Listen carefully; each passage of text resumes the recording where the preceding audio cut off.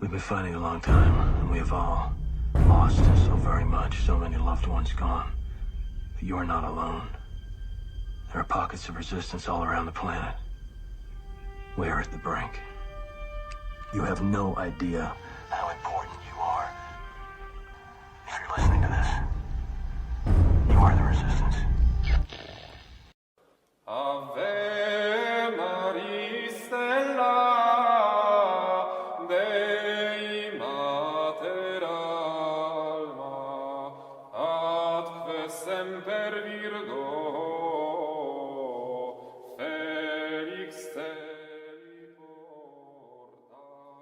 Welcome everybody back. Steve with Socialism coming at you again with Michael Greaney from the Center of Economic and Social Justice for part 13 of our series on socialism.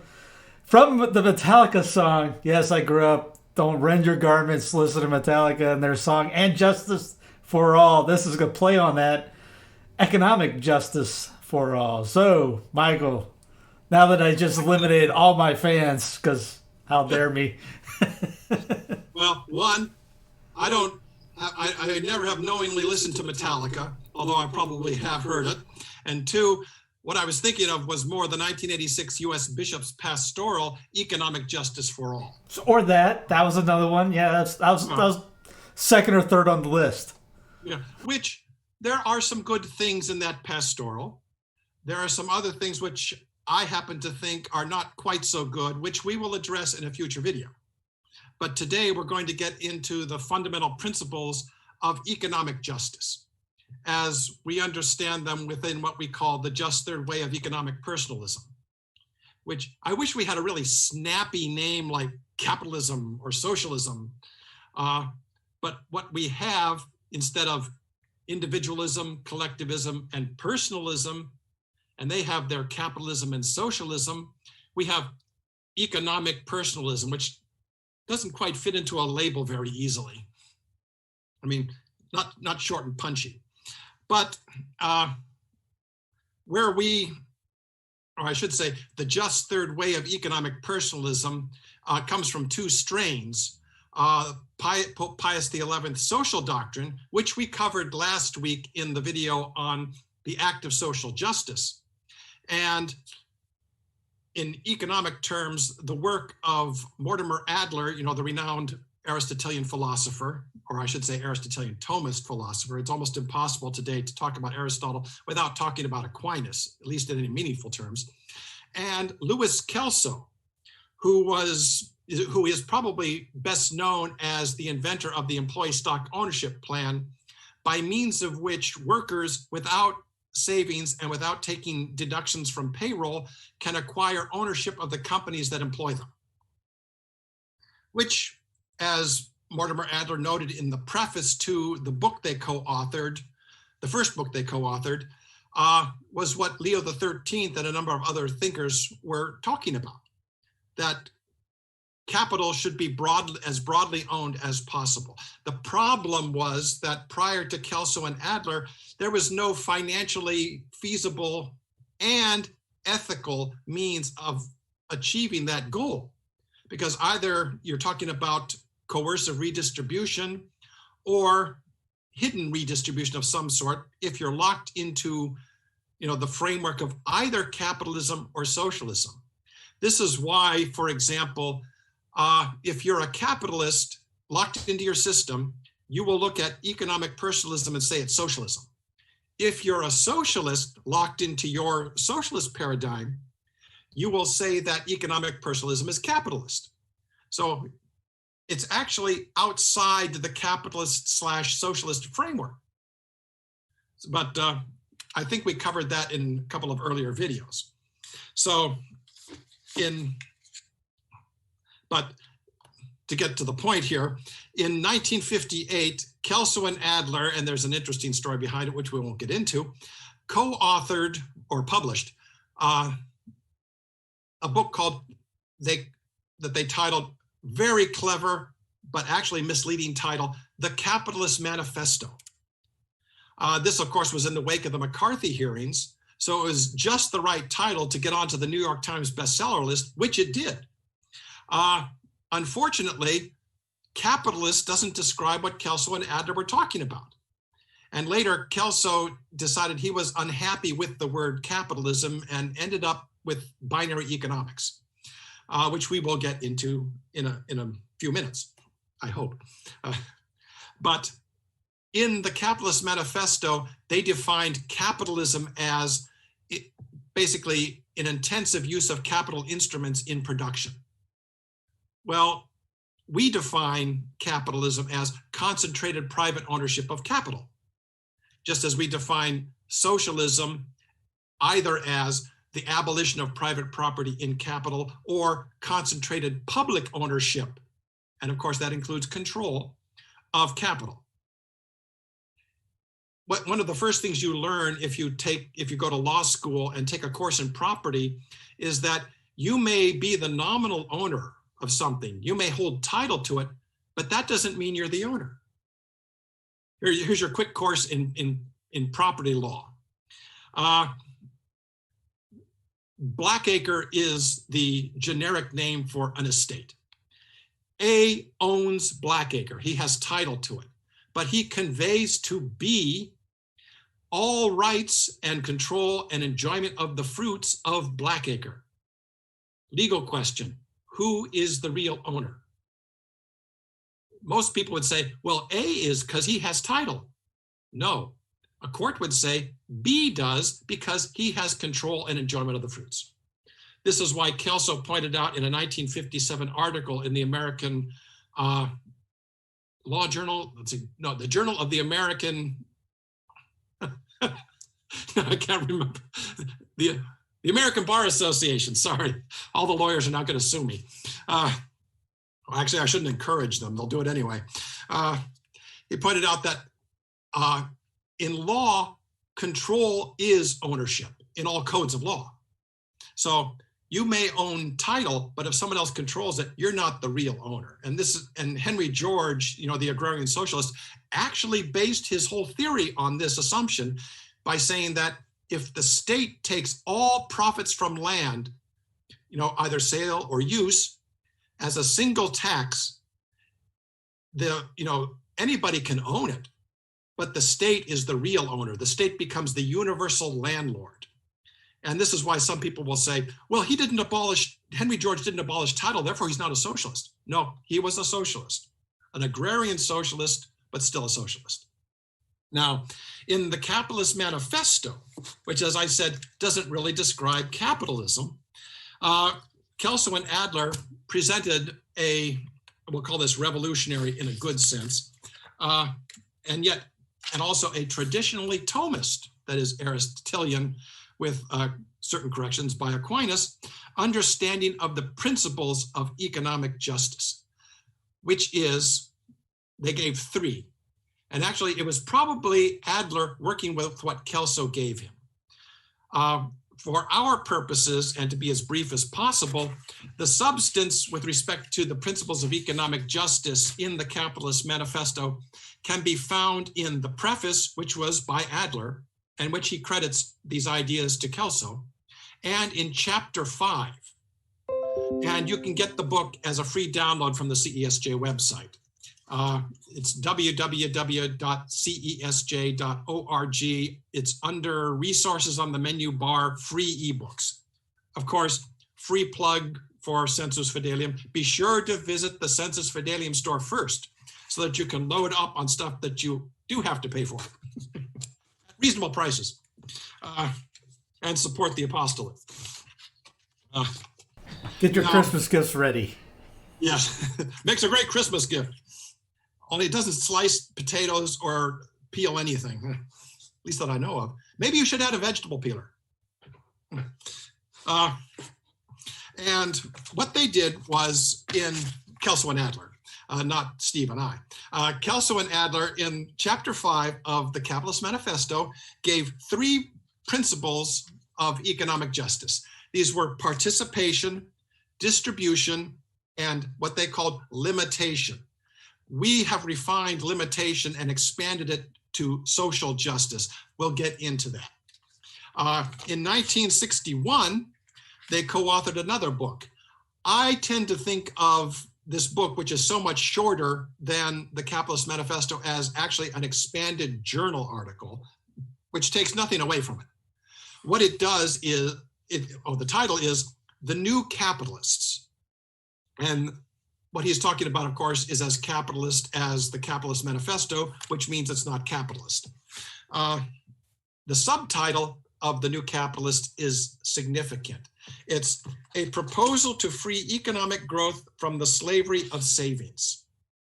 That does not mean not using savings to finance new capital.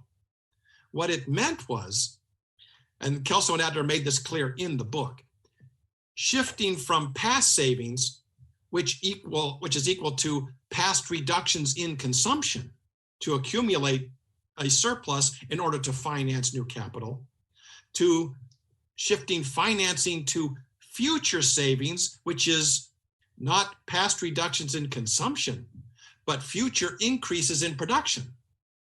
Because if you know anything about banking theory, and of course you're going to learn it all in about 2 seconds here, if you can monetize existing accumulations of wealth, you can monetize through the monetary system future increases in wealth. Because what you do, it's called credit. What you do is say, I can't pay you now. I can't deliver wealth to you now for this thing, but next year or in 90 days or whatever, I will deliver it to you and I will sign a promise to that effect. You just created money, but not based on past reductions in consumption, but on future increases in production. Kelso and Adler called this future savings as opposed to past savings. And by opening up access for every child, woman, and man to be able to use future savings to purchase new capital and finance capital formation, everyone can become an owner. It's not limited to people who are already wealthy, who of course are the only ones who can afford to cut, their consumption and still have enough to purchase these increasingly expensive capital instruments that are carrying out the bulk of production today. This is what Kelso and Adler saw as the basic problem with the American system, or actually the global economic system, was that either the state, which could create fake money to finance new capital formation, or private wealthy people who could afford to save to purchase new capital formation, shut out the rest of us. But what Pope Leo XIII said he wanted in Rerum Novarum in 1891 was as many as possible of the people to become owners. Problem, he didn't really give a financially feasible way to do it. He said, raise wages.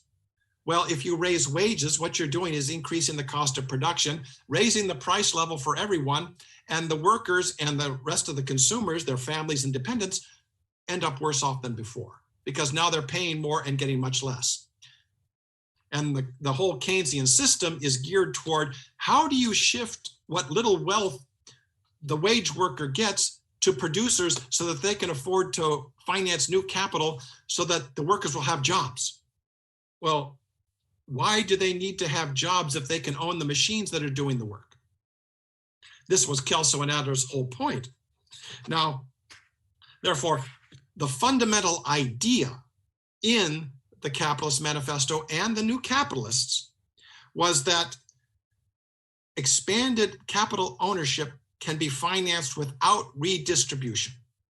And this answers the objection of the typical capitalist today that how are people without ownership supposed to get ownership except by taking it from me? Well, you don't own the future. And I think, let's not get into the whole pandemic thing, but in a normal year, even in a slow growth economy, the United States adds approximately $2 trillion worth of new capital. And that's whether you're talking public capital or privately owned capital or whatever, 2 trillion.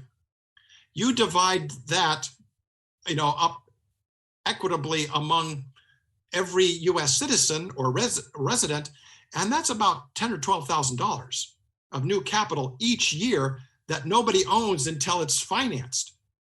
If you make it possible for ordinary people to be able to finance new capital, you've made it possible for ordinary people to become capital owners without taking it from anybody else, simply by focusing on future capital, which doesn't even exist yet and therefore can't even be owned. Now, the whole Keynesian system and the past savings system says, oh no, the only people who can own future capital are those who already own capital.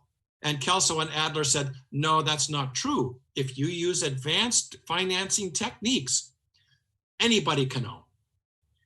And they'll say, but can anybody manage? Well, how many of the rich people actually manage their own wealth? No, they hire somebody else to do it. And of course, if you and I had enough income, we could hire somebody to manage our wealth for us. At this point, I'm not sure that it would be worth it for anybody to manage anything I got, but that's a different issue. Now, I think I just skipped ahead of some of my notes here. I tend to do that. You never noticed that in any of these videos, have you, that I tend to get lost a little bit? So that was actually a digression into practice. I didn't really mean to get into that because today we're discussing pure theory, or at least trying to. I will say, however, that if you manage to make equality of economic opportunity operational, I have a sneaking hunch that you're going to solve all the problems with racism, or at least most of them, discrimination, and quite a few other problems. That doesn't mean we won't have problems. We'll probably invent a whole batch of new ones. But I think you would remove the underlying cause. Because it's noticed, who's out there demonstrating? Not the people who are truly oppressed, and not the people who truly have what they need, but the people who have a little, want more, and are demanding the justice that they really ought to get. Whether or not they're actually getting it, that's a whole new issue, and I don't get into that. But to give another commercial for economic personalism, if everyone has access to the means of acquiring and possessing private property and capital, I think you'll see a much more just society. But as I said, we're trying to get into theory today, and eventually I'll get around to it. So to begin with, what do we mean by economic justice? Okay, I took this, as I said, I hate to read quotes, but other people say things much better than I, which if you've been watching these videos, you know very well. But the definition of economic justice that we use in CESJ, the Center for Economic and Social Justice, is that economic justice is a subset of social justice. It encompasses the moral principles that guide people in creating, maintaining, and perfecting economic institutions. Now remember, last week we discussed the act of social justice. Here we're discussing the application of social justice in the realm of economics, which is why we can say that economic justice comes under social justice, but social justice, when it's applied in the realm of economics, comes under the heading of economic justice. It may sound confusing at first, but it makes sense. I hope. Let's see. Anyway, these institutions, now remember, institutions are social habits. This is like virtues and vices are individual habits. Institutions are social habits because we are both individual and social, what Aristotle called political. Another digression. These institutions determine how each person earns a living, enters into contracts, exchanges goods and services with others, and otherwise produces an independent material foundation for economic subsistence. Now, I remember some years ago, I used the word subsistence and somebody jumped all over it. He, of course, was an academic economist. I meant simply by subsistence, this is how you subsist. In other words, whether it's good, bad, or at a high level or a low level, I just meant this is how you live. You subsist. To him, he thought I was referring to people should only be allowed a bare subsistence, nothing more than just the most beggarly food, clothing, and shelter, and that I was depriving people of their due, and the state should take over and just distribute what people need from these greedy, wealthy bastards who are keeping everyone else in their place.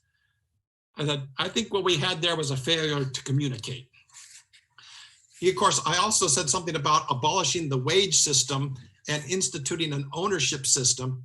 Oh, he went absolutely ballistic about that one. You're talking about abolishing wages. I said, I never said anything of the sort. What I said was abolishing the wage system, which is that most people, or actually as many people as possible, will have their income only from wages and welfare, which is a pretty lousy way to live because it creates a nation of dependence. And as we learned in a prior video, a condition of permanent dependency is the same as slavery. Actually, it is slavery. Permanent dependency was the euphemism used in the antebellum South. I mean, their peculiar institution and way of life consisted of making as many people as possible permanent dependents on them. Nowadays, of course, the goal of government seems to be to make as many people as possible permanent dependents on the state through wages and welfare, but that's another issue. In fact, the universal basic income, if it were instituted as people have been proposing, it would basically mean that everyone is a permanent dependent of the state.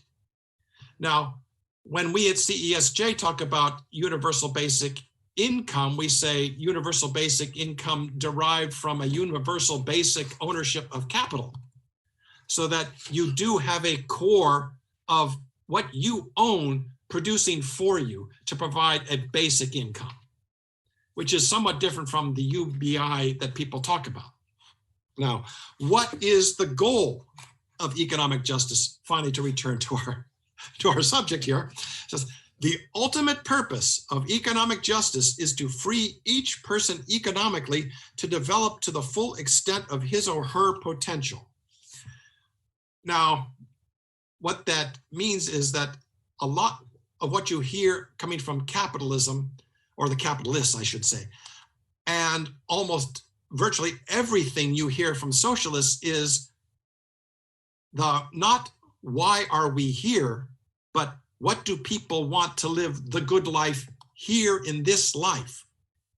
And that's it, just a material life that is adequate and sufficient for everything, with all your wants and needs, with all your needs and your reasonable wants met in the most efficient way possible. They always use efficient, or the most humane, but they never seem to talk about, well, why are we even living? And so that is why,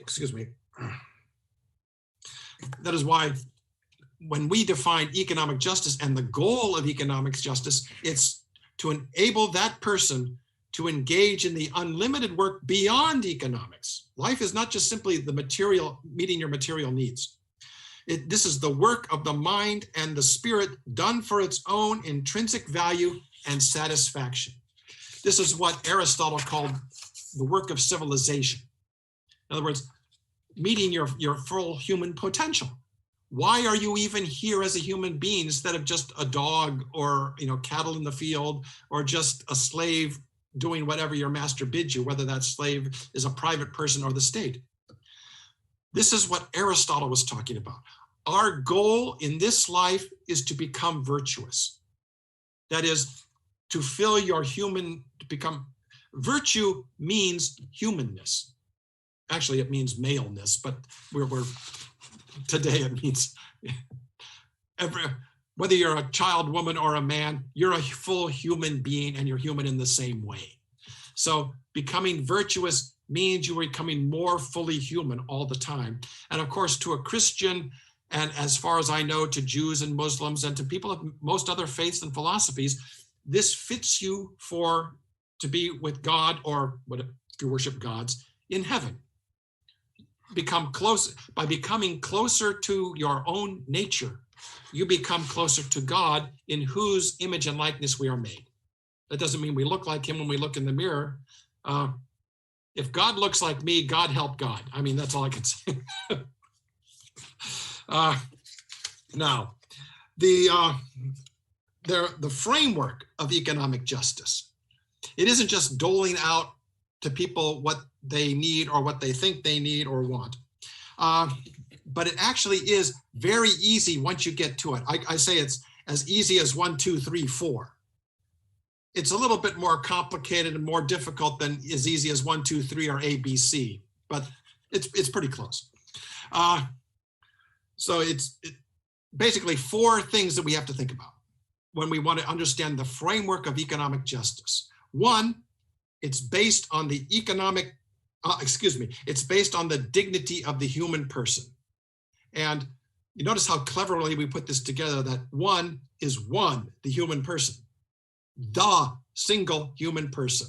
If the dignity of a single human person is violated, you cannot say that your society is economically just. 2, binary, which means 2, economics. As I said, did you notice how clever this is? And of course, it can't be that clever if I have to point it out to you. I'm waiting for the count from Sesame Street. 1, 2. Or we could do like, here's the top 4 principles of economic justice. I thought, well, no, then we start with 4.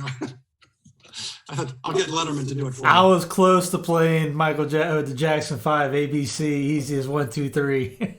Yeah, except it doesn't quite work because it's 1, 2, 3, 4. Now I'm going to have that in my head while I'm trying to give this talk here. Shame on you. I said, it's hard enough to get these earworms out of your head. ABC, easy as 1, 2, 3. We will now pause for station identification and get back to our talk here. That says 3, the 3 principles of economic justice. And then 4, the 4 pillars of a just market economy. See how neatly that all fits together? 1, 2, 3, 4. There's a nice natural progression. Now, let's talk about human dignity, the dignity of the human person.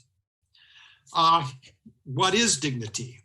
Now, what pops into a lot of people's minds is somebody in a top hat and tails or something. Now, that's dignified, or somebody who's a pompous stuffed shirt. That may be the colloquial meaning of it, but it's not really accurate. Dignity comes from Latin dignitas, is respect for human rights, respect for someone's person. It's basically respect. It's, defined in the dictionary as the quality or state of being worthy, honored, or esteemed. And within economic personalism, with its focus on the dignity of each and every human person, which means every single human being, because all human beings are human persons, automatically.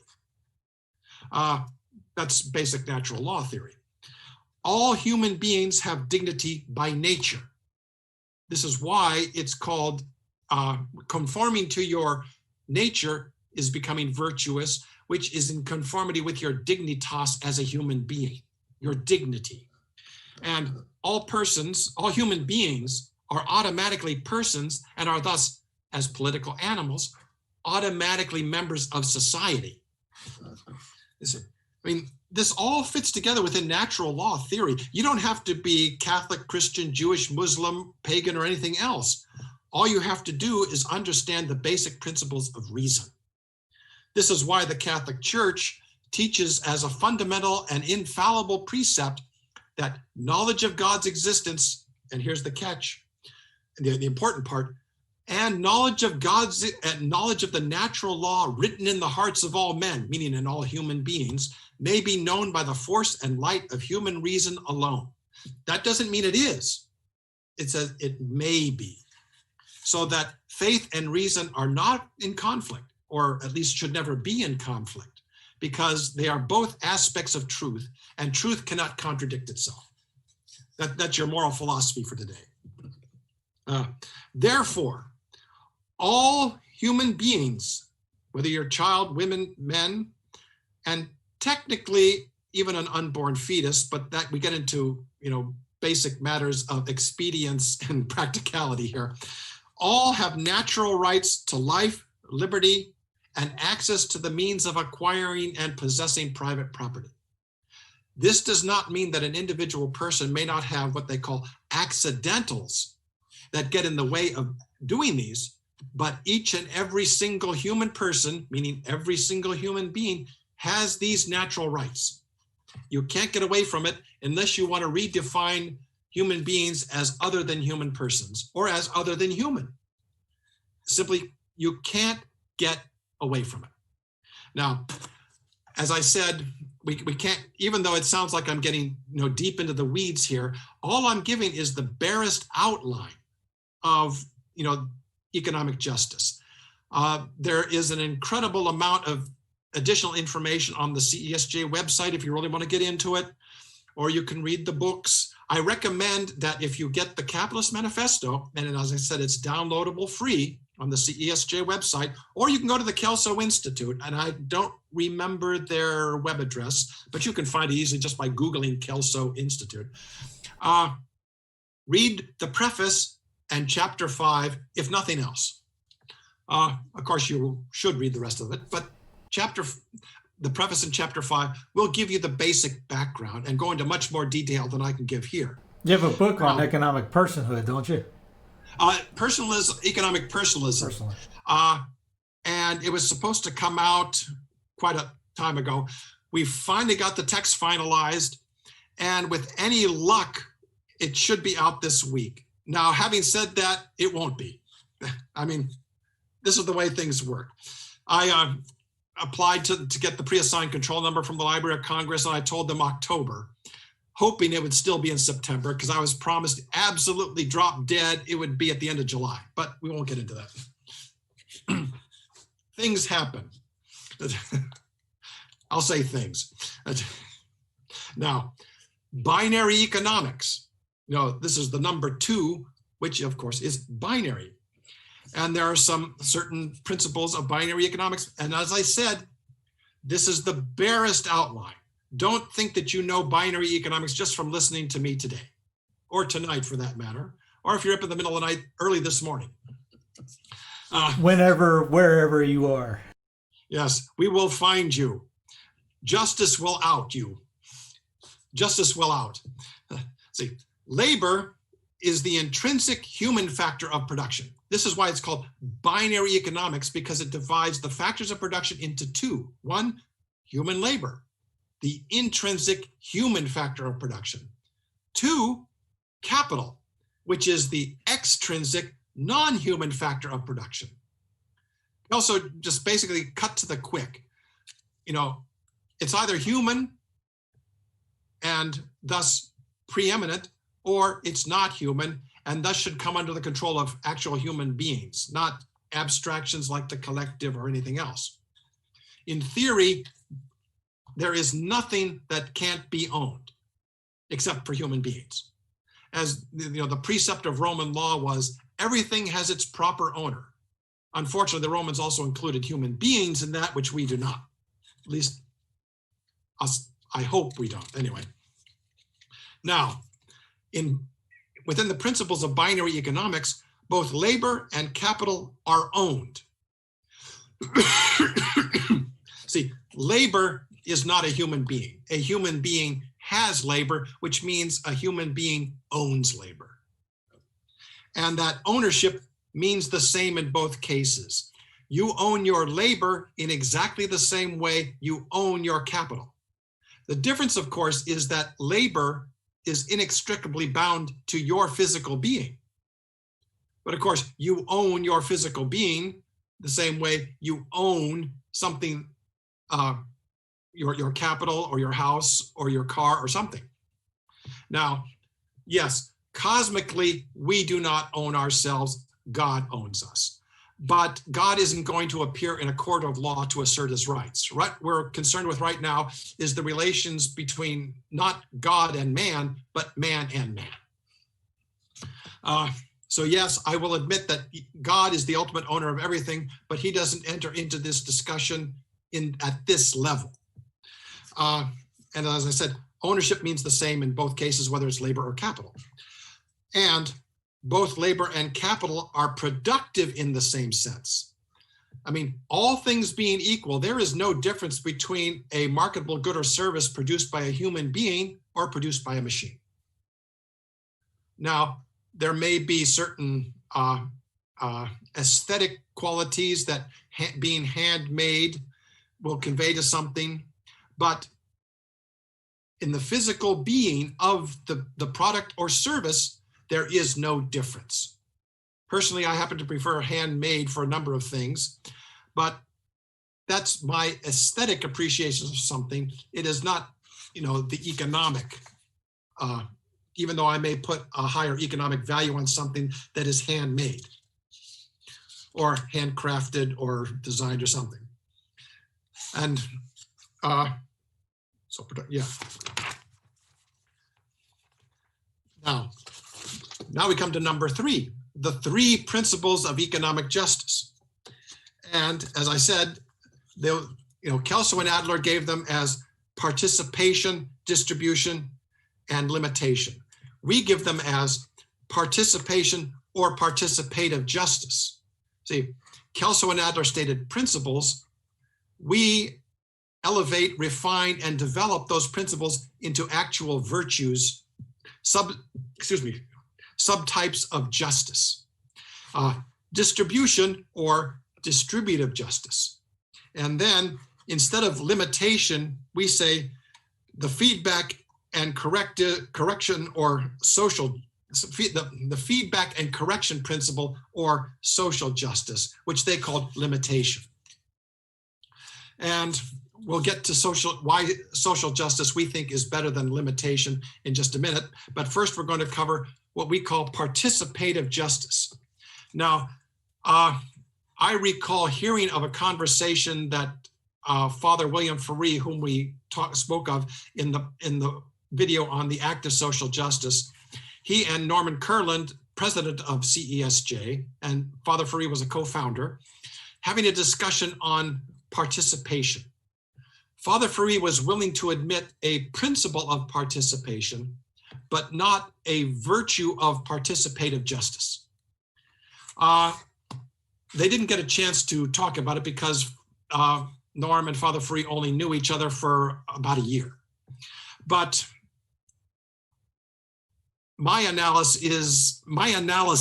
is that participative justice as a virtue is necessarily implied in St. Thomas Aquinas's analogy of being. In other words, if everyone has not only the right, but the obligation to participate in the common good, that is in society, which is what participative justice is about, especially in the economic realm, where everyone should have equal access to the opportunity and means to participate fully in the economic process. So we think that we are fully justified in describing this as participative justice, merely than saying it's an application of the analogy of being by means of which all human beings have equal rights.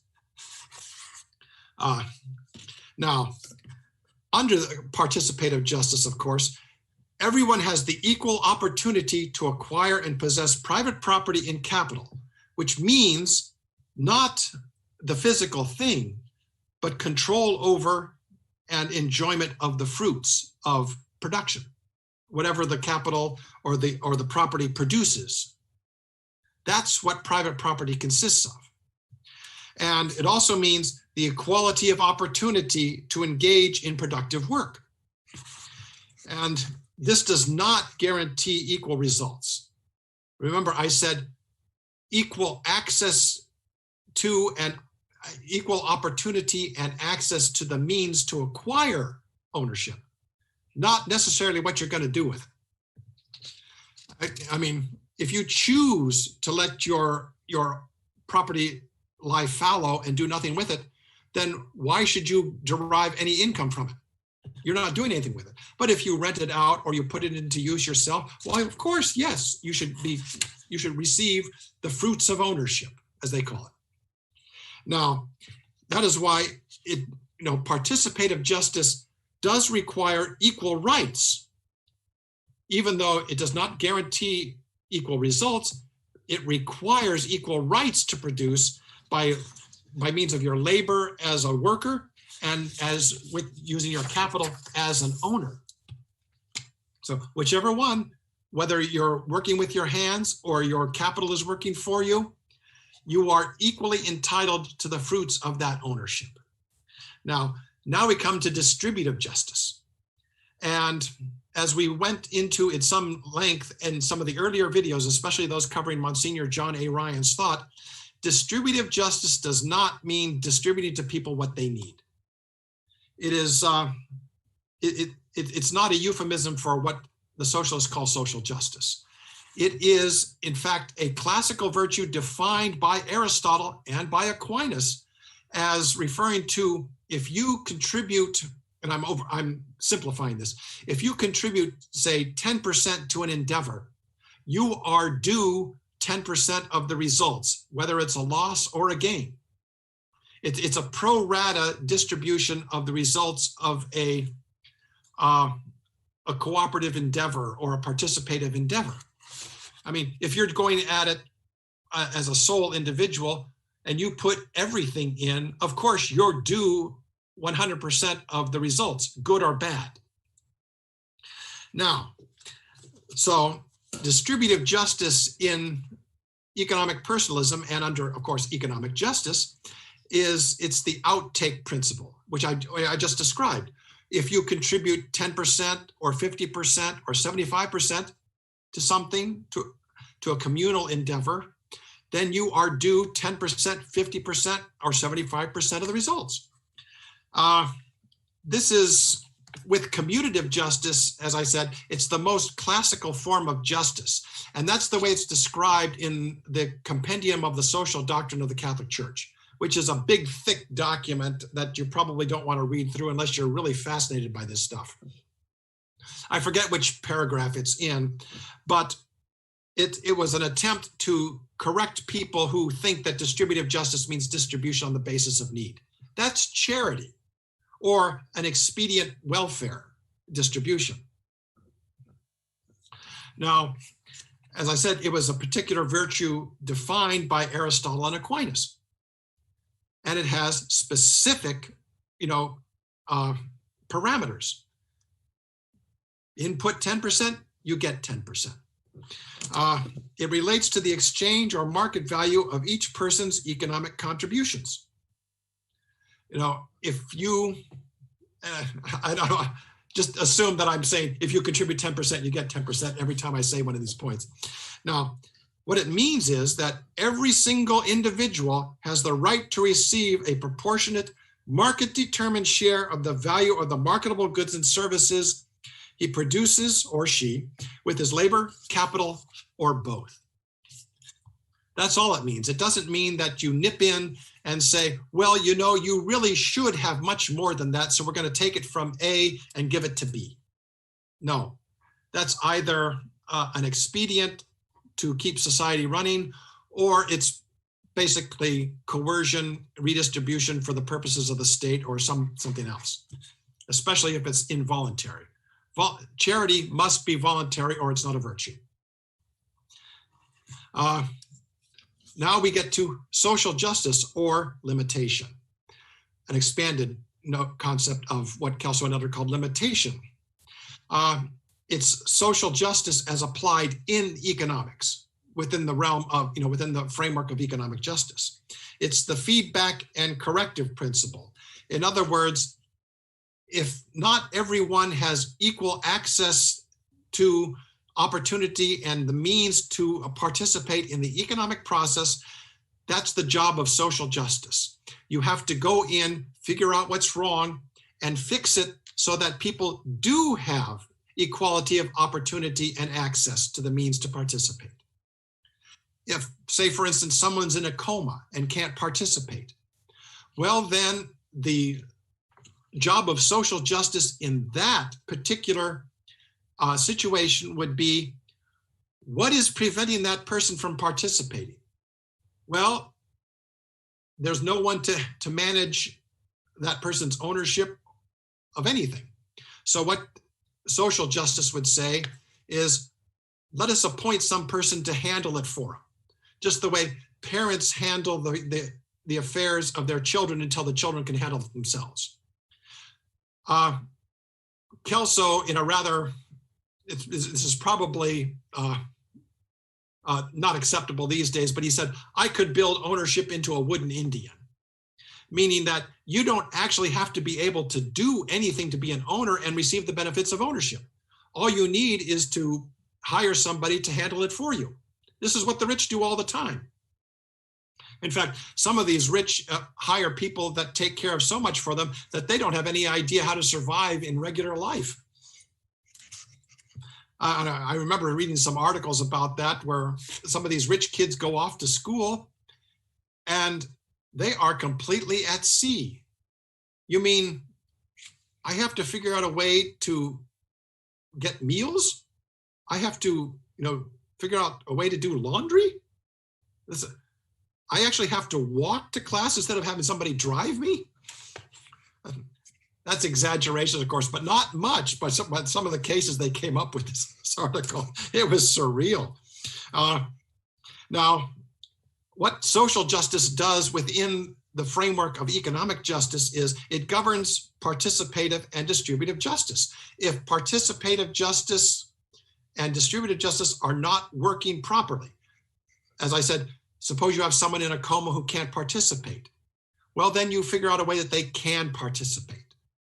And if someone is, say, contributing 10% to something, but receiving 5%, or others are contributing 10% and receiving 15%, then there is a need for social justice to come in and fix that so that people receive a proper distribution according to their inputs. Now, what social justice also does within economics is restore Say's law of markets. Now remember what Say's law of markets is, that production equals income, therefore supply generates its own demand and demand its own supply. That is a gross oversimplification. But what Say's law assumes is that if you produce something, you receive the full benefit of it.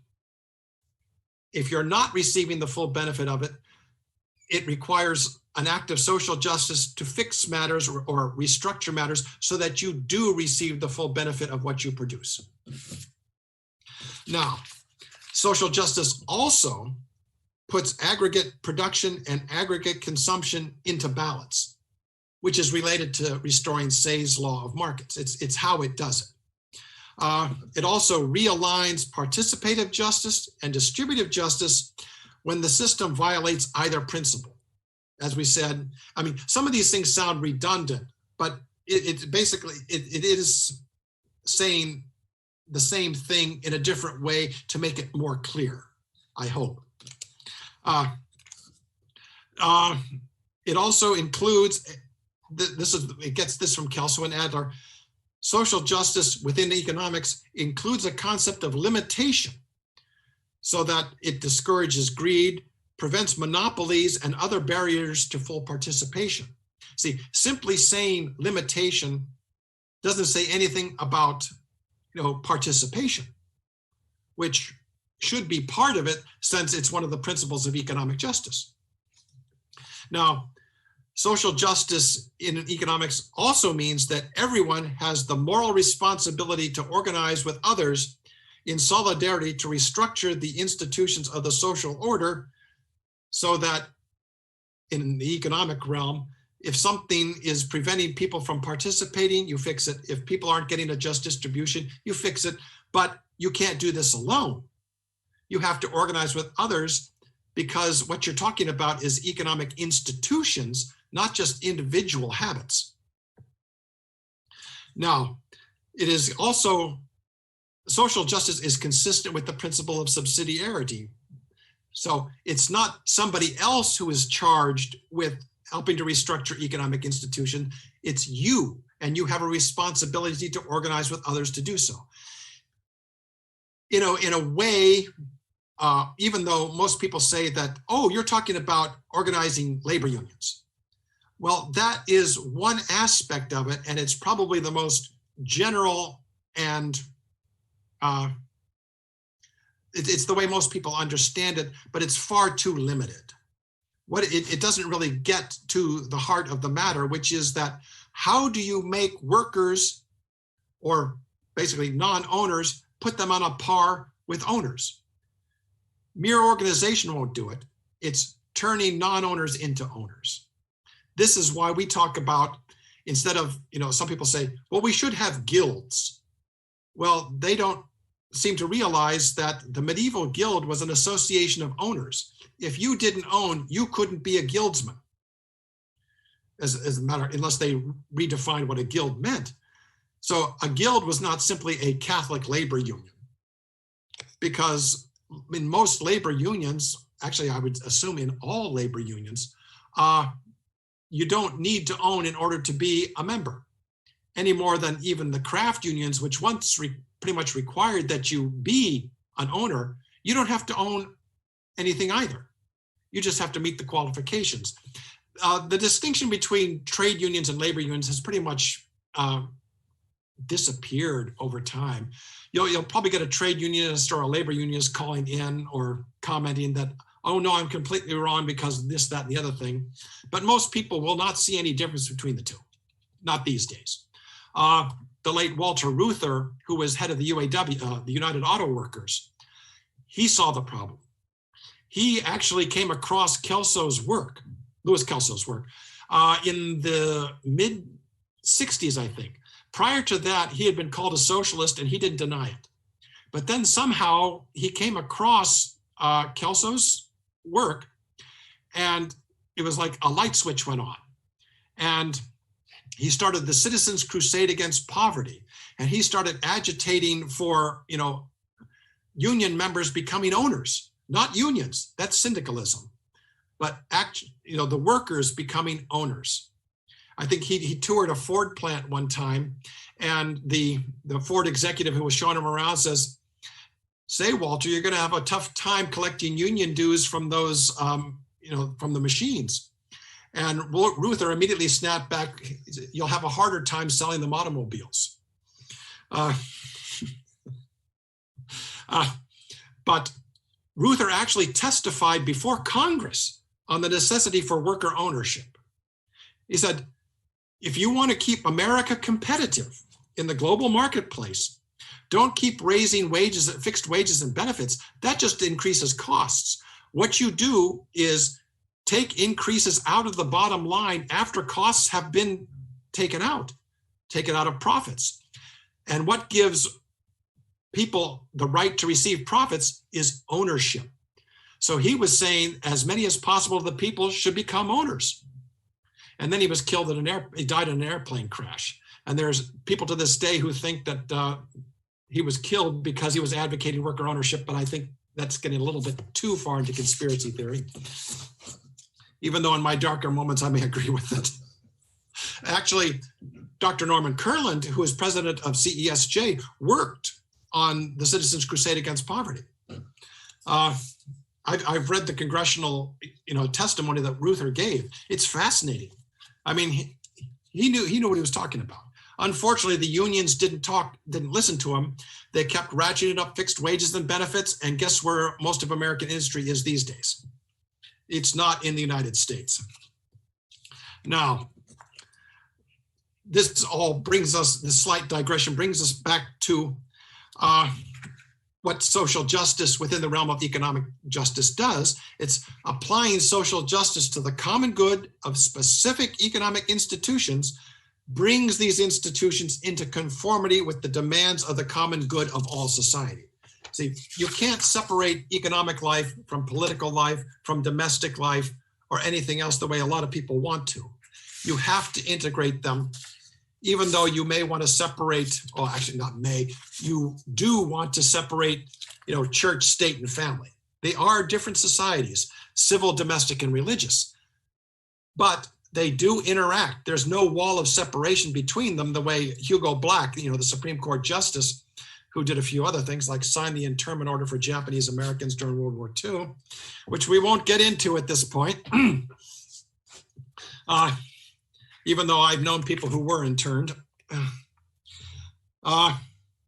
Okay, we've been, as you can see, I got off my notes again. And so that was what social justice does. The three principles of economic justice: participation, distribution, and social justice. Participative justice, one of these days I'll learn to speak English. Distributive justice and social justice. Now we get to the four pillars of a just market economy. Notice the progression: 1, 2, 3, 4. We've come to number 4 now. And the four pillars are widespread direct capital ownership, limited economic role for the state, free, open, and non-monopolistic markets, and restoration of the rights of private property. Now, the first one, of course, is familiar to anybody who is familiar with Rerum Novarum or Quadragesimo Anno or the distributism of Chesterton and Belloc, or quite a number of other things. Widespread direct capital ownership is, and where did I put it in my notes? As I said, I'm going blind, and once in a while I can actually, this means not just, your tiny little small farm or a token amount. And if you can't, do that, then it's not worth it. It means individually or in free association with others. A lot of distributists, for example, forget that Chesterton actually said that if an enterprise must be large, and frankly, today you're kind of stuck with that. Otherwise, you're going to have a lot of people starving to death. It should be owned on shares by the workers. We take that a step further. We say it should be owned on shares by as many people as possible. There's no reason why a capital-intensive industry should be owned by just a few workers. Why not cut the community in on it? Why not cut the customers in on it? If they're owners, you can keep prices down and still deliver a higher quality at a lower price. So that it's not, but the real issue with capital ownership, and Leo XIII made this pretty clear, it's not just income. If all you were concerned about was income, then the socialists would be right. However you get income to people, that's all that matters. George Bernard Shaw said this to Chesterton. Belloc put it into his essay on the restoration of property. If all we were talking about was income, if that's all that mattered, then all we've been saying is worthless. We don't need to talk about anything else. Who cares about ownership if what you're talking about is income? The important thing in ownership is control and right to receive the fruits, not just need. Private property is a natural right. It is not simply income, and that's all that matters. It's the right to receive that income, the fruits of ownership, and to control it.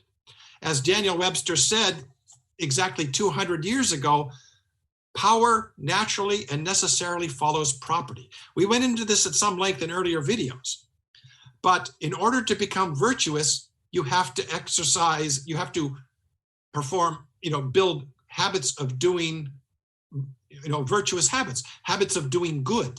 Well, you can't carry out acts unless you have power to do so. And power follows property. That was Daniel Webster's point. Now, of course, he used it in an argument against extending the franchise, the voting franchise, to adult white males who didn't own property. He was arguing against that, which is kind of backwards. What he should have been doing is saying, how do we make certain that everybody, not just adult white males, own property? This way we can all become equal. Remember, as I said, I think if you solve, the ownership issue, you'll solve the race issue. You'll solve a lot of other issues too. And in my personal opinion, you'll also solve the gay marriage issue and the abortion issue. I think that these will fall of their own dead weight once the average person has property and thus power. That's my personal opinion, however. And we can discuss that at some length later. Now, this is why in Rerum Novarum, the important property is so important that Leo XIII made it the centerpiece of Rerum Novarum, which of course a lot of people gloss over for the simple reason that they didn't understand any financially feasible and ethically just way that people could become owners. But that's not the point here. The point is that the law therefore should favor ownership and its policy should be to induce as many as possible of the people to become owners. And then unfortunately, he gave the worst possible way, except for redistribution, by means of which people could become owners. Pay them more, which raises prices and makes it impossible for them to save so that they can purchase capital.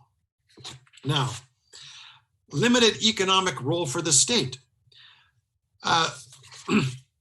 This is the easiest way to say this is, again, to quote Leo XIII. Man precedes the state and possesses, prior to the formation of any state, the right of providing for the subsistence of his body. It doesn't mean just a bare subsistence. It means what you need to live what Aristotle called the good life of virtue, so that you can become virtuous and prepare yourself for your final end, whatever it may be in your respective faith or philosophy. Now, free, open, and I can't say that word, monopolistic markets. This does not mean laissez-faire, anything goes. One of the things John Paul II said was that, yes, free competition, free markets, and this, but within an understandable and strict juridical order. That means you've got principles that you operate on. It's not just, law of the jungle, lex talionis.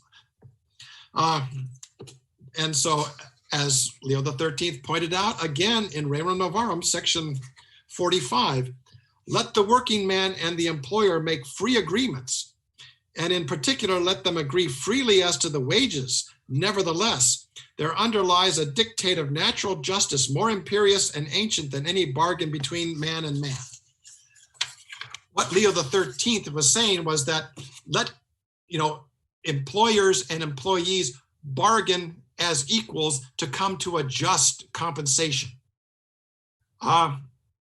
Unfortunately, in order to do that, the employees frequently are not in a good bargaining position.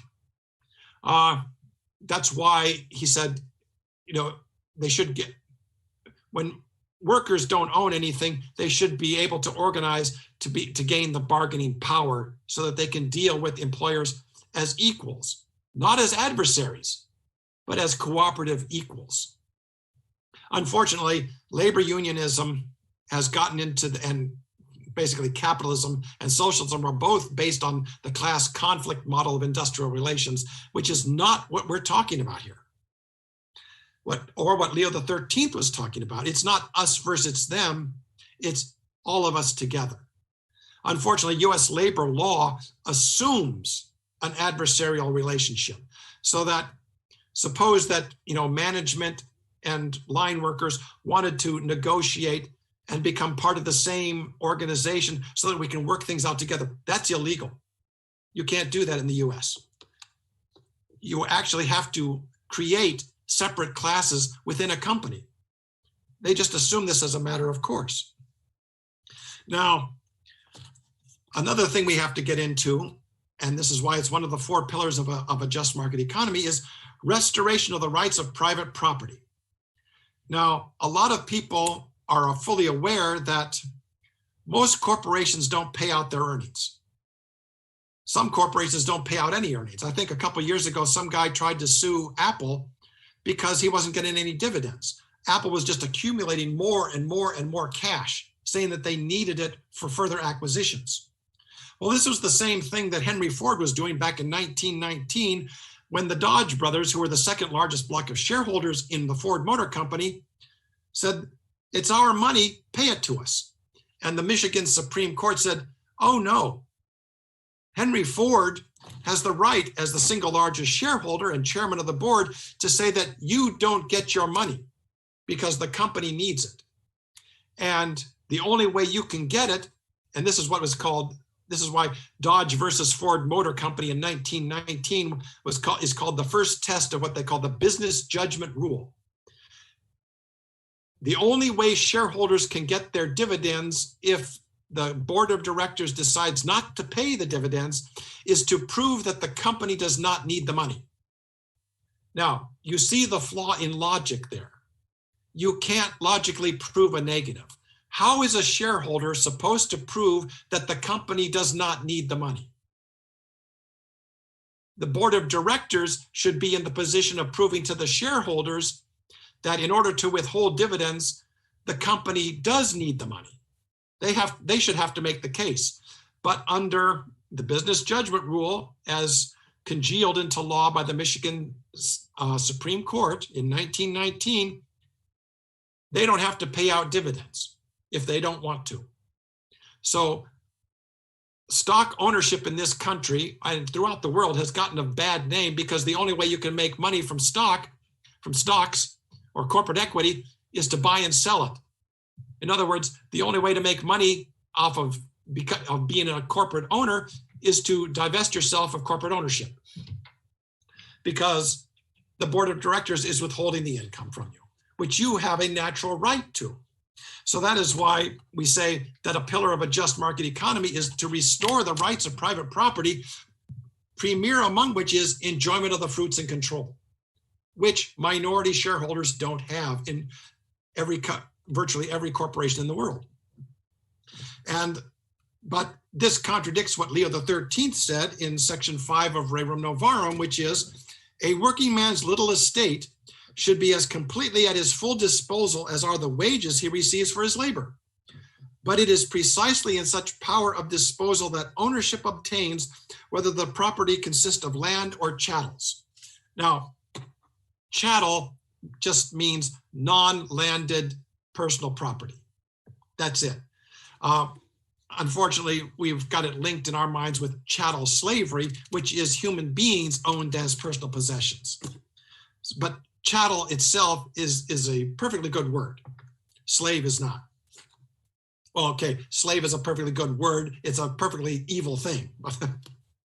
Now, to move on, we have to explain some things about private property. We went into this in much greater depth in a prior video, but it's useful to explain it now, especially within the parameters of economic justice, especially when talking about restoration of the rights of private property. We got the generic right of dominion and the universal destination of all goods.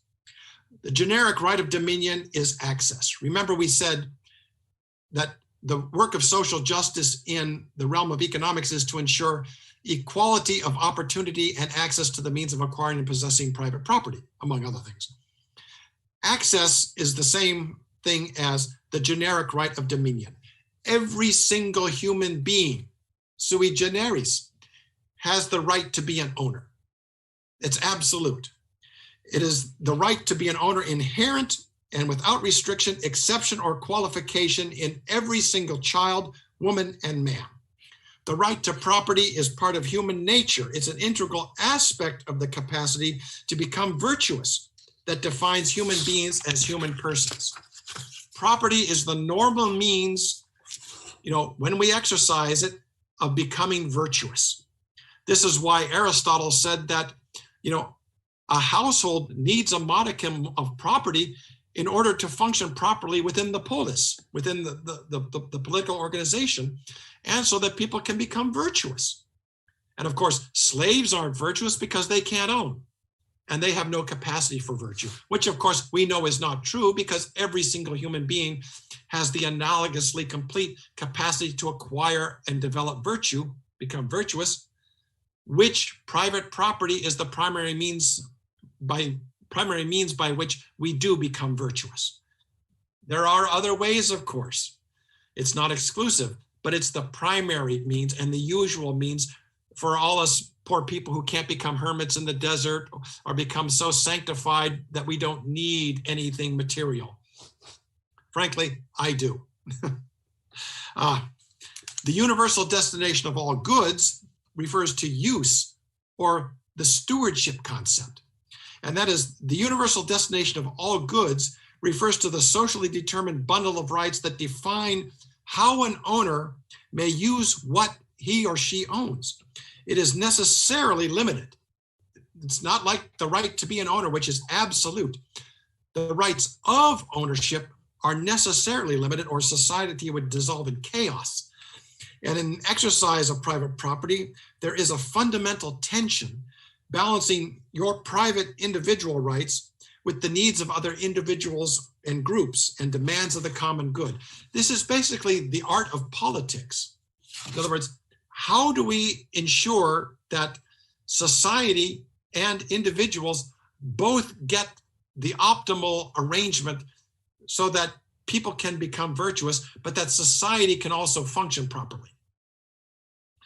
It's not one or the other. The individualists say, oh, you don't need society. That's socialism. You just need to be able to do what you do as you will. You know, the Ayn Rand followers and that sort of thing. Then the collectivists say, oh, no. Individual rights interfere too much with, you know, the needs of society. Society is overwhelmingly important to the exclusion of the people for whom society was made, which, stop to think about it, doesn't really make all that much sense. Now, of course, as I said before, what is property? Property is the absolute right every child, woman, and man has to become an owner. And it's also the limited and socially determined bundle of rights that define how an owner may use what he or she owns.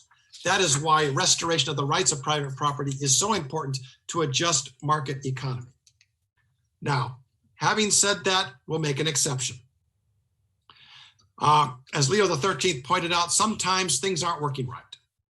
And he says, when what necessity demands has been supplied and one's standing fairly taken thought for, it becomes a duty to give to the indigent out of what remains over. Now, that's an exception. And there are some people who say, as long as there are people in need, no one has any right to anything. Well, yes, they do, because you have a duty to yourself first, then to your dependents, then to other people. There is a prioritization in this. He says, it is a duty not of justice, save in extreme cases, but of Christian charity, a duty not enforced by human law.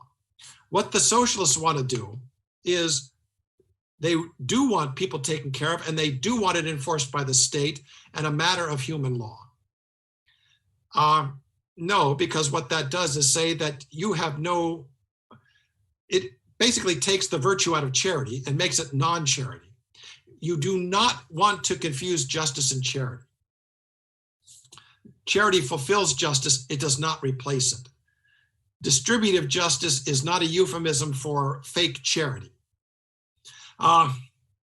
Because once you remove the free will, once you remove the free will from the practice of virtue, what you said it's not virtue. People aren't becoming virtuous, they're becoming slaves, automatons. Even if it says, oh no, you're not a slave, no one owns you. Well, if you're a permanent dependent of something, yes, you are.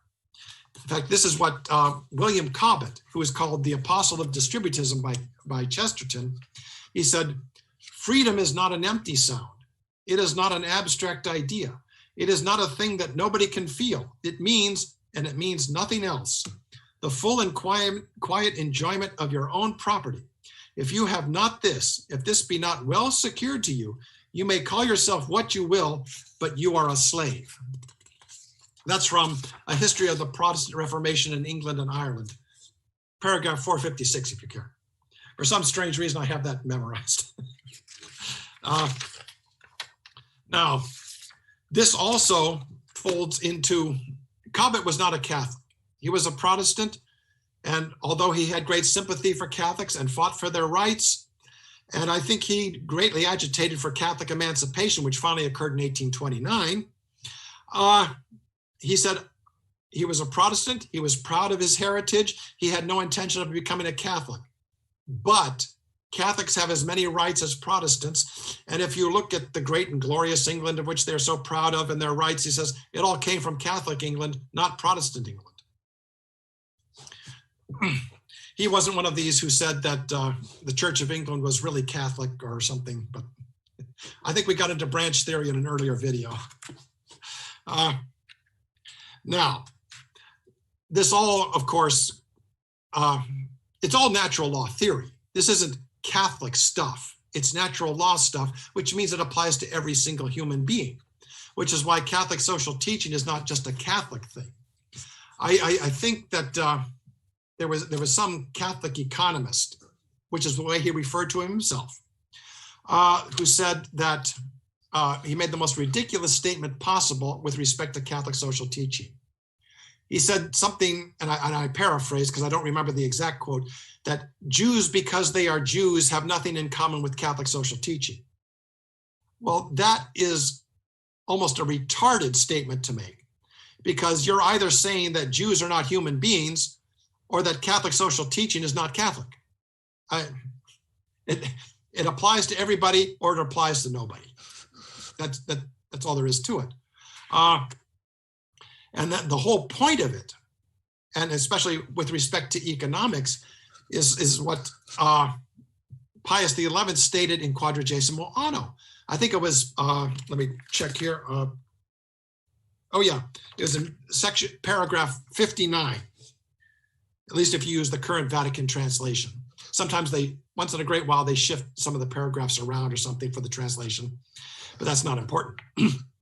As Pius XI said, the redemption of the non-owning workers. This is the goal that our predecessor declared must necessarily be sought. Added to them is the huge army of rural wage workers, pushed to the lowest level of existence and deprived of all hope of ever acquiring, quote, some property in land, unquote. He was using that as an example of what could be acquired, the sort of capital. And therefore, permanently bound to the status of non-owning worker, slave, which Leo XIII called a yoke almost of slavery. Well, he didn't need the word almost. Unless suitable and effective remedies are applied. And what Pius XI and Leo XIII, of course, meant was that private property will redeem the worker, not higher wages, not being taken care of by state allowances. That makes you a dependent of the state. That makes you a dependent of your private employer. No, only ownership will give you the status of a free person and give you an equal bargaining position with your employer. If you choose to have an employer, maybe you'll choose to go into business for yourself. You know, the distributist ideal. I'll have my own shop or farm or business. And I had a really good quote there and I forgot what it was. But basically, private property is the mark of a free person. I mean, Aristotle noted this. He actually, in the Politics, called the non-owning, nominally free worker a masterless slave because he owned nothing. I mean, he was at the behest of anybody who would hire him. In other words, he didn't even have the advantage of an actual slave of having only one master. The non-owning worker had as many masters as he came across. And we went into the parable of the talents in the last video, but that was the point of it, is that in the parable of the talents, a slave owner gives management of wealth to 3 slaves to train them to become free men and to enter society as his equal. Remember, the parable closes with, come, share your master's joy. In other words, you are now my equal. You're as good as I am. You can become as virtuous as I am because you're an owner of private property.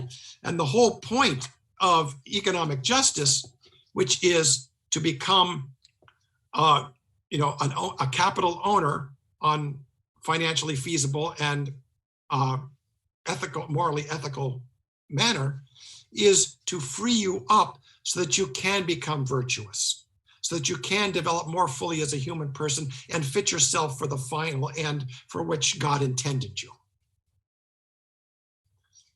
And well, next time I think we'll get into more what happened to Vatican, what happened with the Second Vatican Council. I'll explain that in much greater length, but you notice that, well, as I said, that we'll get into that.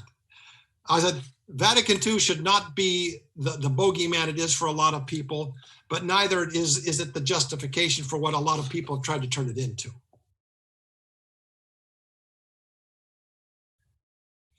Okay.